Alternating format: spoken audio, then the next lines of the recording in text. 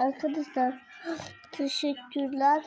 Abone olmayı da unutmayın. 5 aboneye karşı olduk. Ve 6 abone olmamızı istiyoruz. Arkadaşlar bay bay. Çok güzel şey yapmışsınız. Bizi mutlu ettiniz.